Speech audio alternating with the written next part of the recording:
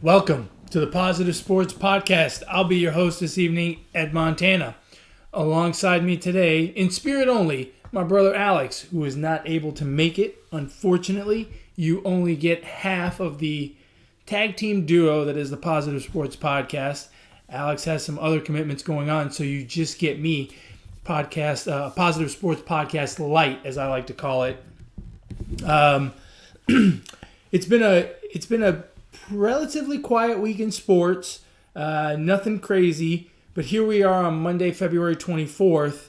It's evening time, and the big event really of the week and certainly of today was the Kobe Bryant celebration of life service. This has reached out and touched so many people. It's really kind of hard to put it into perspective sometimes. And I think the Lakers organization, the NBA, the players, everybody has treated it with such respect, and it has been such a classy and reverential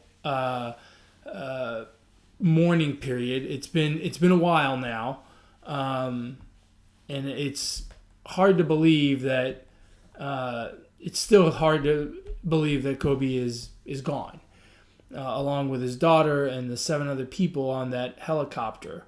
So today they had what they called a celebration of life service, and it was just that.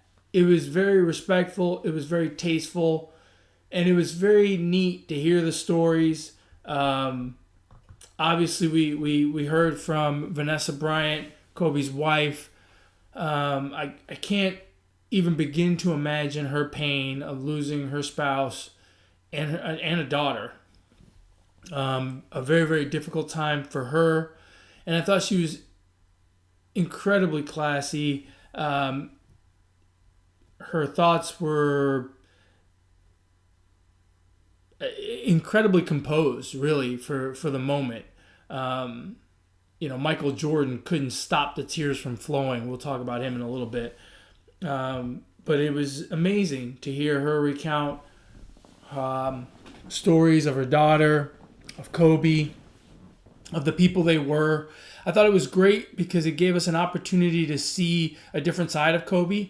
Obviously we've seen him on the court and we know what he was like as a competitive athlete at a very high level, but it was really neat to hear the stories of what he was like with his daughters, what he was like with her, what he was like at home, what he was like after he finished playing basketball. Obviously, he had been in the public eye for a long time, and sometimes you just forget that sometimes they're regular human beings. Regular dads, regular husbands, regular people. Just because they have one incredible skill that you see on TV 2 or 3 nights a week for 8 months out of the year doesn't mean that they don't have their own personal lives. And it was refreshing to hear those stories. And obviously over the last few weeks we've heard several stories like that. It was hosted by Jimmy Kimmel, which I thought was a great choice. He found it difficult to stay composed, and understandably so. They were friends, but you had a lot of big names speaking at the ceremony, which I thought was really, really cool. And obviously, it was mostly basketball people, right? You had I mentioned Vanessa Bryant, but Shaquille O'Neal, Michael Jordan, Gino Auriemma, Rob Pelinka, the GM of the Lakers. Diana Taurasi. You had a lot of basketball people talking about Kobe and about Gianna, who had very much had high-level basketball aspirations. She wanted to go into the WNBA and whatnot. And just, it was incredibly tasteful. It was very well done. You obviously had musical performances, Beyonce, Alicia Keys, Christina Aguilera. It was the who's who really coming out to be a part of this celebration of life. The Staples Center was filled to the brim.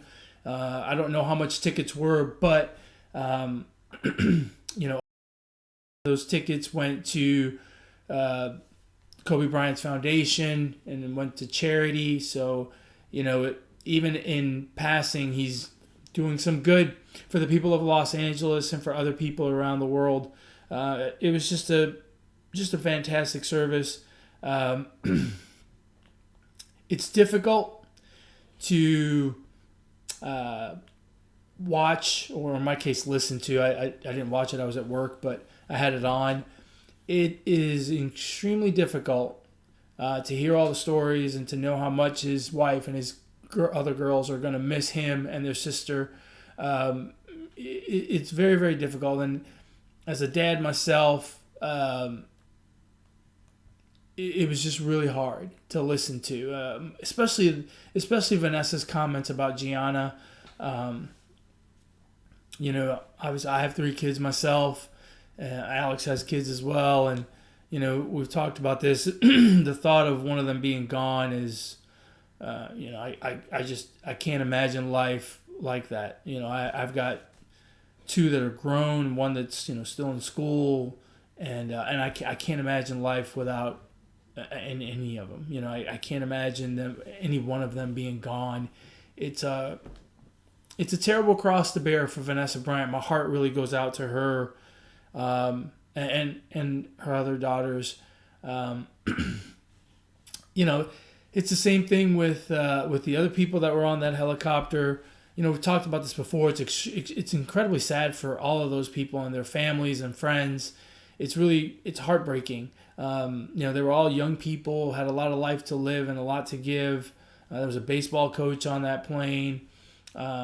His wife and his daughter were on there. They had 2 other kids that were at home. Now those kids don't have their parents. They're a little bit older, but it's just incredibly sad.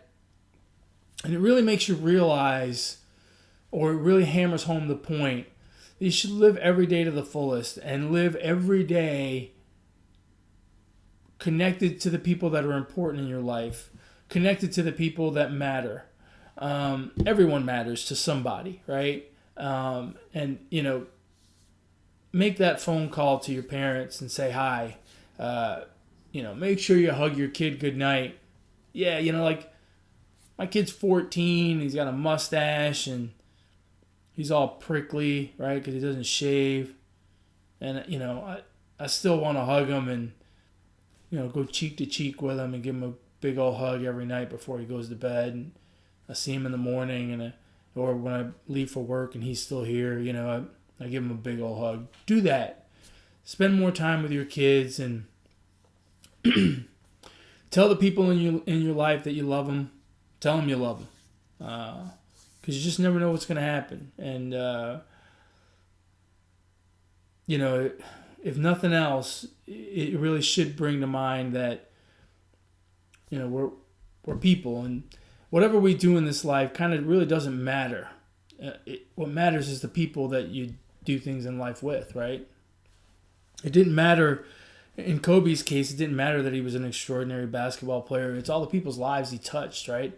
His wife and his children and his friends and his foundation and all that other stuff. At the end of the day, how you do it really doesn't matter. It's what matters is that you do spend the time with people and get off your phones and hug your kids.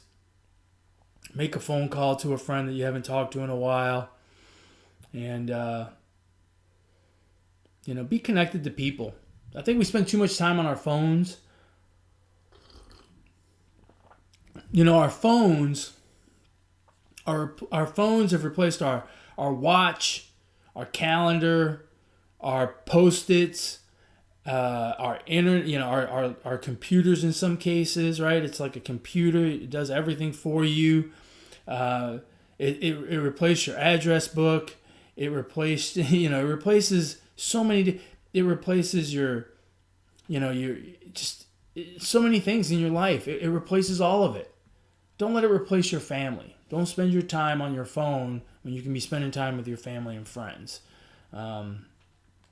I know it sounds like I'm going bad on phones, but sometimes I go out to dinner quite a bit with my family, and it's amazing how many times they'll look over at a table and you see mom and dad on the phone and the kid on the tablet, and they're having dinner together, but are they really?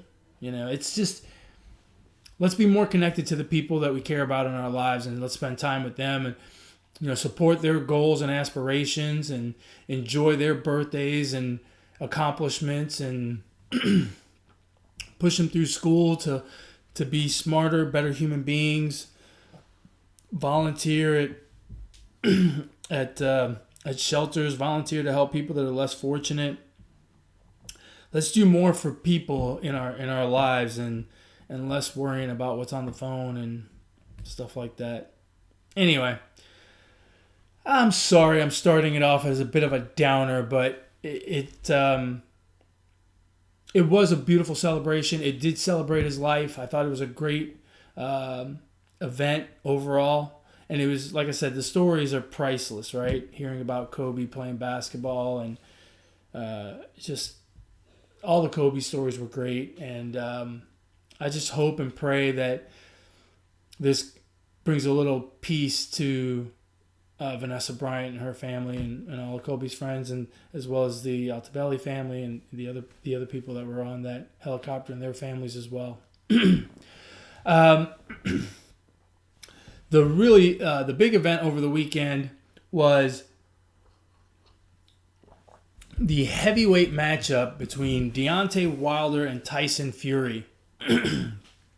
Probably one of the most highly anticipated heavyweight fights, title fights ever.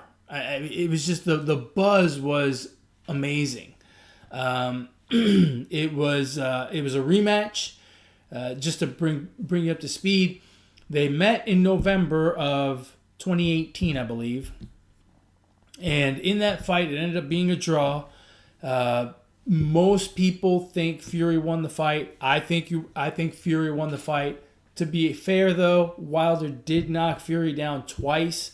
He knocked him down in the 9th round, where Fury ended up on a knee, and then in the 12th round he knocked him down, and it looked like he knocked him out. I mean, he was flat on his back, arms spread out, and then like the Undertaker in the WWE, he just rose up at the count of 6 and just stood right up, shook off the cobwebs, and actually probably won a fair amount of the remainder of that round. Just an incredible performance by both men that evening.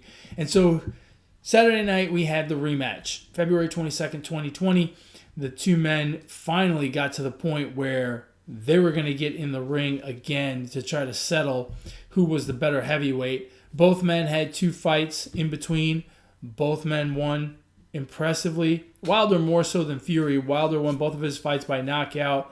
In one fight, he beat a gentleman by the name of Brazil, which it looked like he killed him. The guy, he hit him and he dropped like a sack of potatoes. I mean, literally just straight down, collapsed from the shot.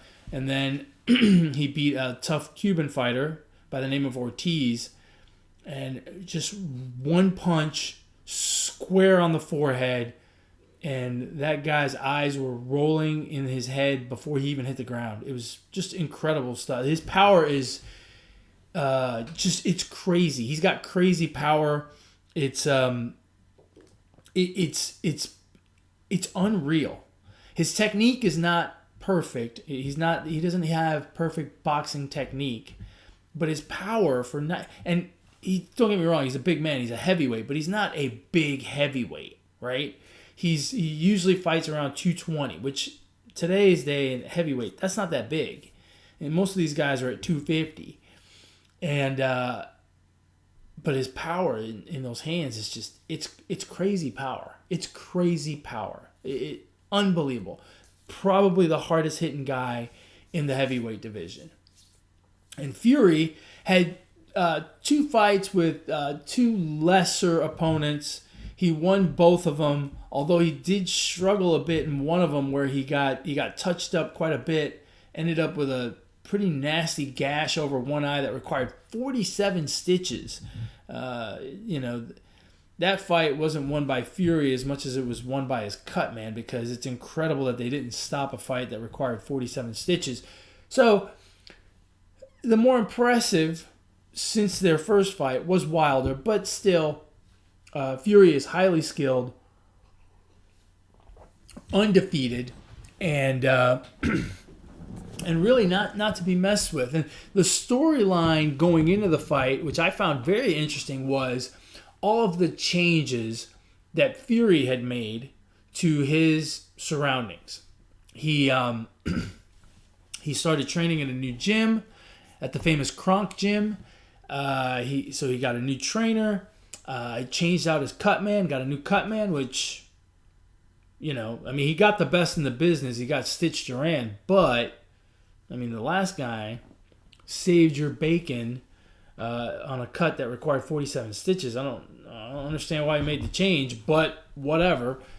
And the talk before the fight, especially by Fury, was that not only was he going to win, but he was going to knock Wilder out, which I thought was very interesting. Fury is not a particularly powerful puncher. He's very much a boxing technician. He moves extremely well for a guy who's 6'9", 250, 60 pounds. But he said he was going to knock him out, which I found very interesting. And that, amongst all the other changes, really gave me pause. I'm not going to lie. Before the fight, I thought it was a 50-50 fight. But if I had to bet on it, if I had to put my hard-earned money on it, I think I would have bet on Wilder, simply because I didn't trust all the changes that Fury was making. It seemed kind of weird that he was going through all these changes. Here he is, undefeated, and he changes trainers, and he goes through the process of changing cut man. When he obviously had a very good cut man, it just all struck me as very odd, and it made me worry a little bit. The talk before the fight, certainly in the week leading up to the fight, was also that he was going to be heavier, much heavier than he was before. The first time they fought, I believe it was he was about 253, I want to say, and Wilder was about 220, and he said he was going to come in bigger. Now, that's kind of not that big of a deal when you're a heavyweight, right? They fluctuate 10, 15 pounds. When you got 250 pounds to throw around, 10, 15 pounds is not that much. It's not like your average guy who's 170, right? It's like a human being and a half. 10 pounds is not a big deal. But when they tipped the scales on Friday, he was 273, which is the heaviest he's been in any of his fights. And so that gave me even greater concern. Wilder also came in heavier, came in at 231, which is heavier than he's been for most of his fights. And I think, Wilder is kind of, maybe not still growing into his body, but he has room to get bigger and still maintain his speed and his power. So it kind of didn't surprise me too much that he was heavier. Plus, he knows, he felt the weight of dealing with Tyson Fury before. He knows he's got to get bigger, or he feels he's got to get bigger. So coming into the fight, man, again, skill-wise, you've got the technician in Fury who can dance his way through a fight and really put a pace on you, jab, and, stick and move, and really a true boxing boxer. And then you've got Wilder, where Wilder doesn't have to be good for 12 rounds. Wilder can be good for about 15 seconds. And if he lands some combination, he puts you to sleep. And it doesn't matter who you are. So it was very, very intriguing. It's always been an intriguing matchup. It was an intriguing matchup the first time. Both men with a ton of confidence. Both men with the guts to put it all on the line against each other. Deontay Wilder was officially the WBC champion, but Tyson Fury also had something to lose. He is the lineal heavyweight champion. If you follow that line of who beat who, he is the man. The only reason he wasn't champion going into this fight is because he left the sport. He got stripped of the title, had some weight and mental health issues, and that's how he lost his title. So he's never lost. So it was very interesting, very even matchup. And so we get to Saturday night. And oh, by the way, the one caveat, he also made one other change, which I found interesting at the time, and I really didn't pick up on it. But he got George Lockhart, who's a relatively famous MMA nutritionist. Now, in MMA, they really, deal with weight and weight management and nutrition and whatnot. Those guys are probably ahead of boxing in terms of dealing with weight issues because the weight classes are so much bigger apart. The limits are so much bigger. So heavyweight goes all the way up to 265. Light heavyweight stops at 205. Middleweight stops at 185. So that's a 20-pound gap. Welterweight 170, 155, 145, 135. In boxing, it's a little bit different because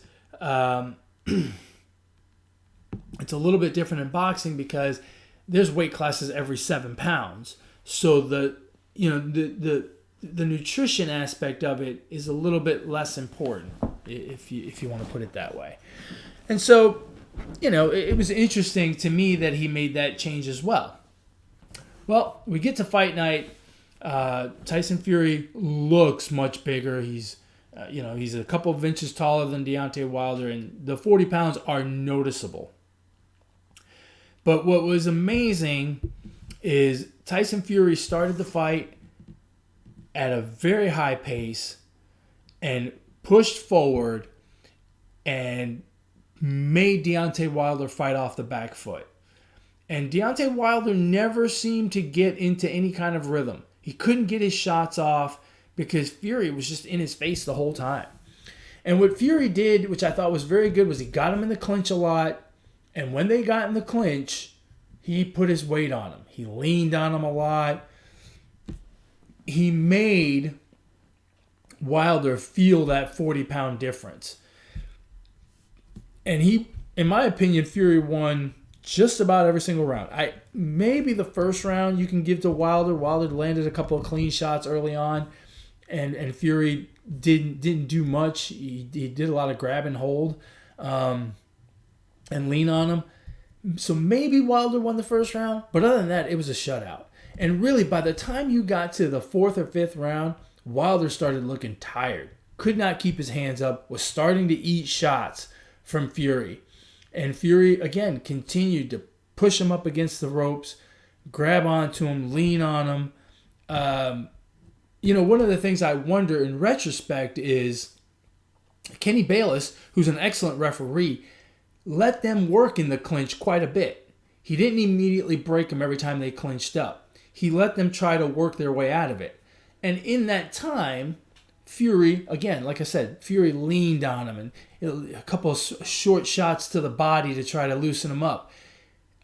I wonder if a different referee would have refereed that fight and broke them up immediately every time they clinched, which some referees do, and that's fine. I wonder if we wouldn't have gotten a different result. Part of me says yes, part of me says no, because I think the only difference in the result would have been that it would have lasted longer. But I think eventually we were going to get to the result that we got, which is Wilder was just exhausted, could not hurt Fury anymore because he was fighting off the back foot, and Fury going forward. And really, once Wilder started to suffer, he really started to put the shots on him. At the end of the 6th round, Wilder's main trainer, who normally stays outside of the ring in between rounds and basically talks in his ear, came into the ring and was nose to nose with Wilder. And I thought he was going to stop the fight right there. I think he very much told Wilder, look, you're taking a beating here. If you don't turn this around, I'm going to stop it. And you can see kind of Wilder's face. He was still paying attention.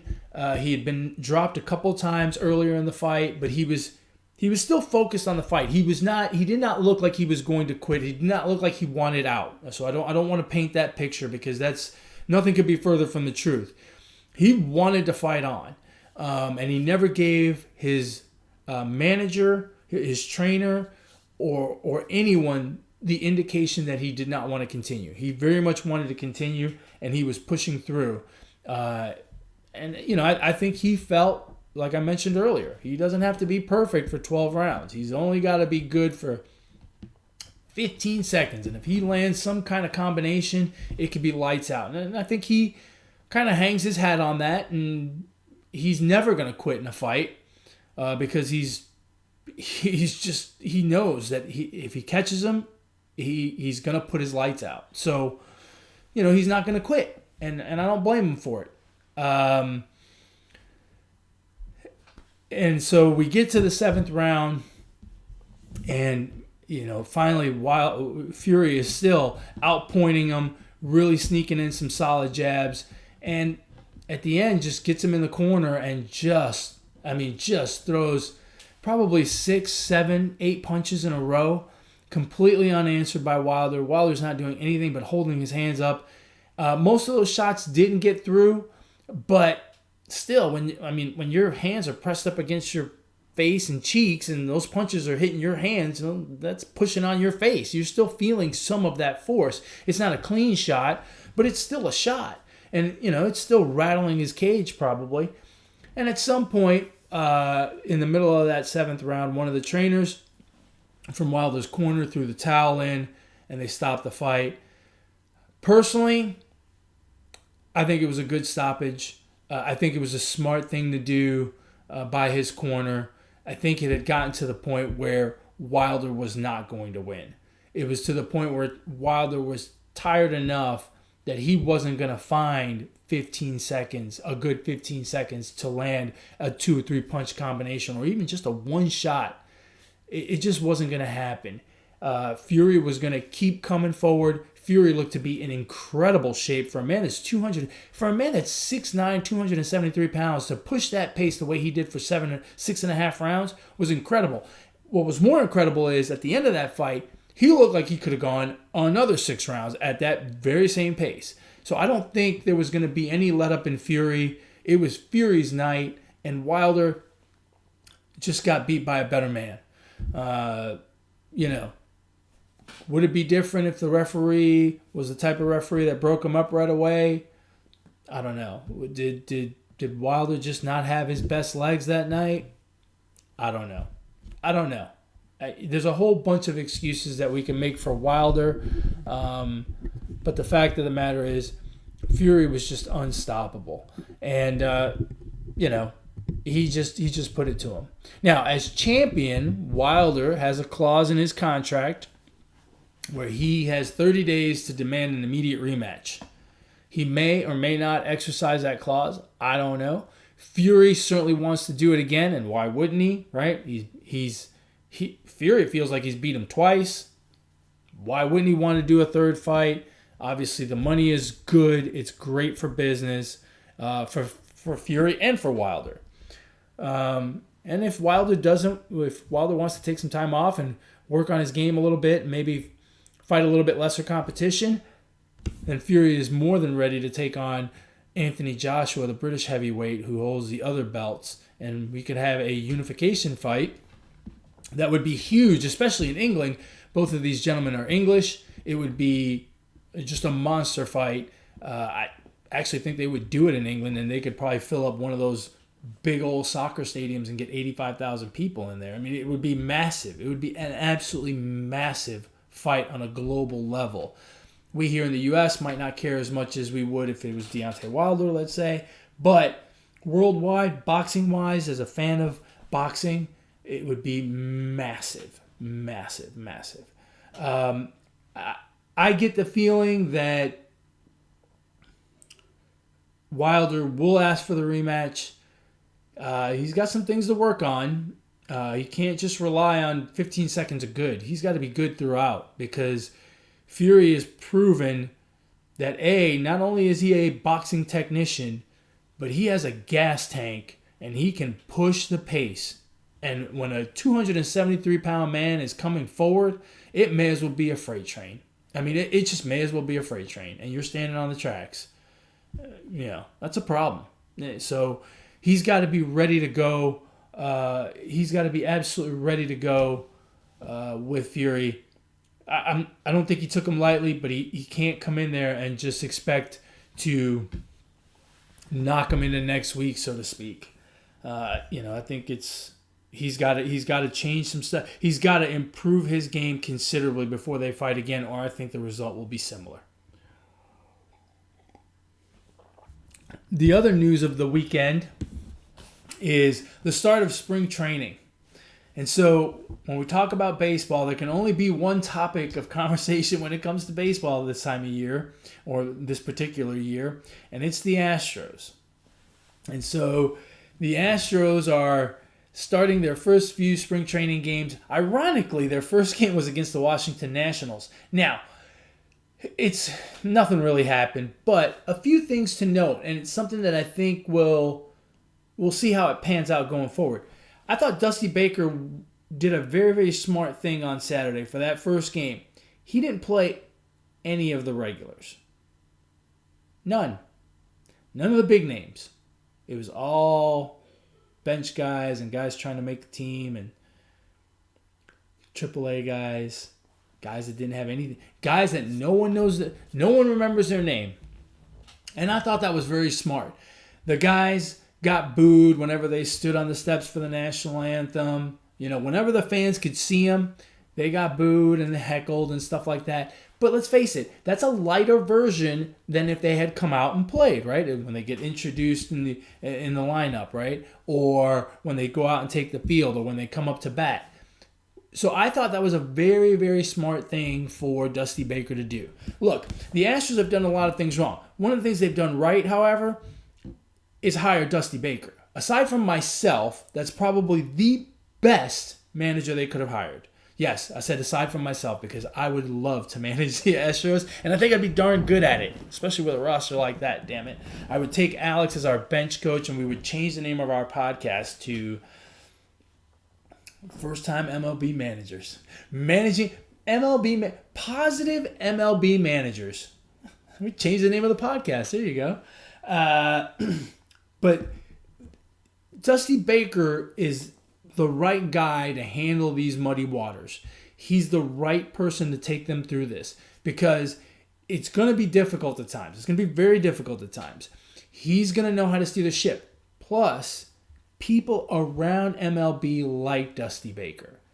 And if there's anything the Astros need, it's a likable face in this franchise because baseball teams, baseball fans, they didn't like AJ Hinch. He seemed smug. He didn't have a whole lot of cool answers for you. He didn't seem like a fun guy. And when this stuff came out, people really piled on him. The players have done a poor job of ingratiating themselves with the fans over this whole scandal. Altuve, Bregman, they haven't done much to help their cause. The owner has said some boneheaded things that, again, has turned fans off. So the only likable face on this team right now is Dusty Baker. So I think that was a very good move by them. And I think him not playing the starters on the first day was perfect. Let the people get some of that out of their system. It's going to happen everywhere. But at least the first one, the shocking one, not that bad. Because the players weren't out there all game long. And on top of that, it gives the players a chance to kind of sit in the dugout and let's see what we'll hear. And let's face it, a couple of weeks into the season, they're going to be desensitized. What if, look, most people aren't that damn creative. There's going to be a bunch of people walk in there and find a bucket somehow and start banging on a bucket every time they're up to bat, right? It's going to get to the point where they're going to hear the same heckling over and over again, right? He's slowly going to let the players kind of become immune to this whole thing. So I thought that was a brilliant move.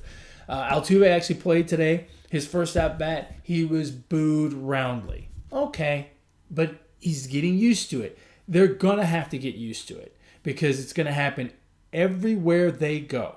And quite frankly, it may even happen here in Houston. If enough fans show up from another team, it may happen here as well. So you got to get used to it.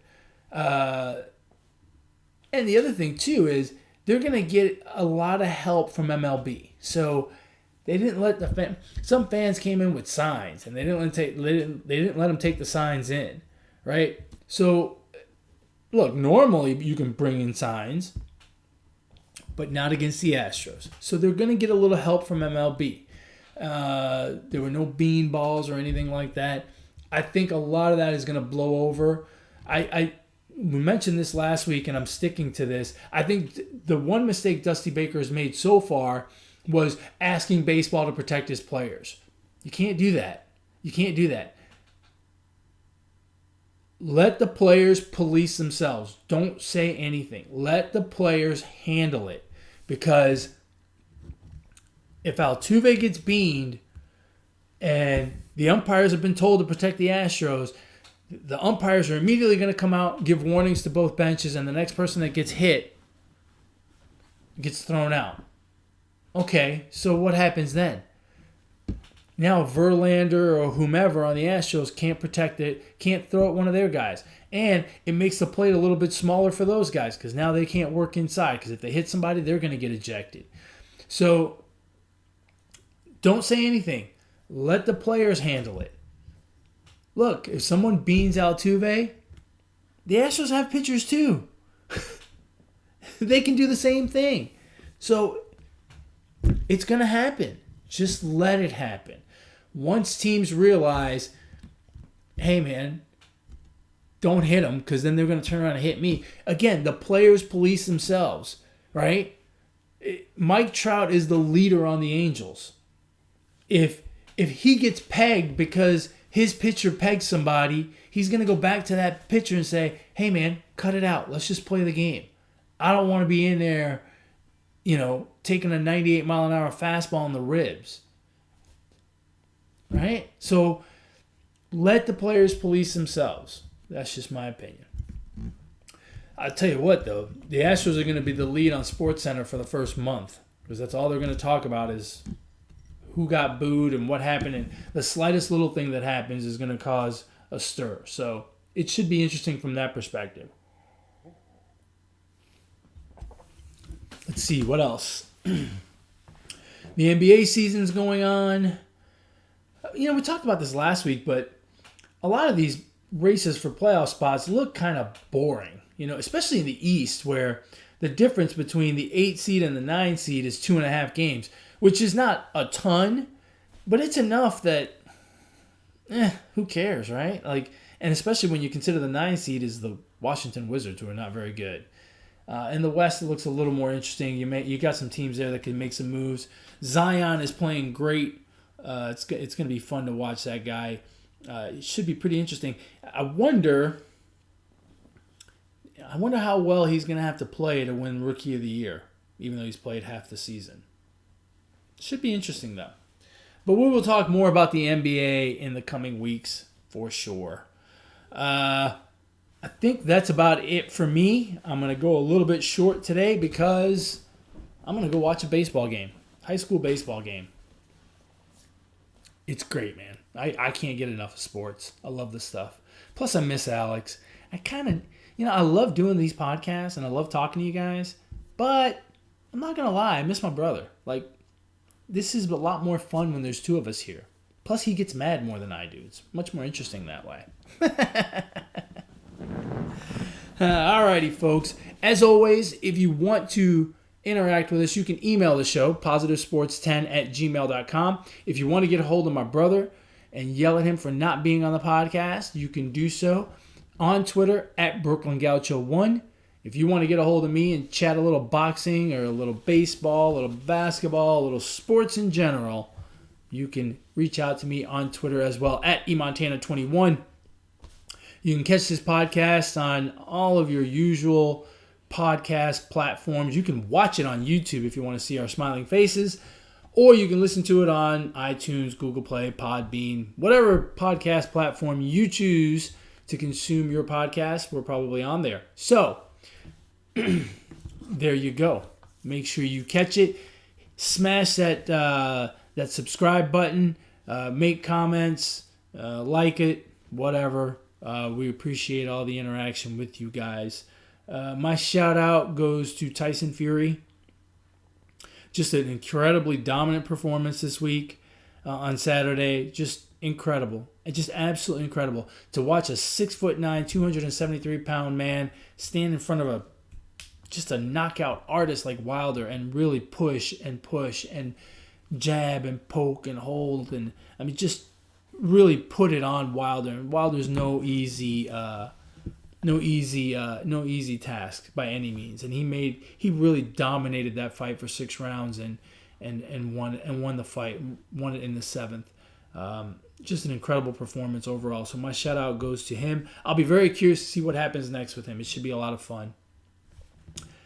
With that, we've come to the end of another wonderful episode of the Positive Sports Podcast. As always, folks, ignore the negativity, be the positivity. Peace.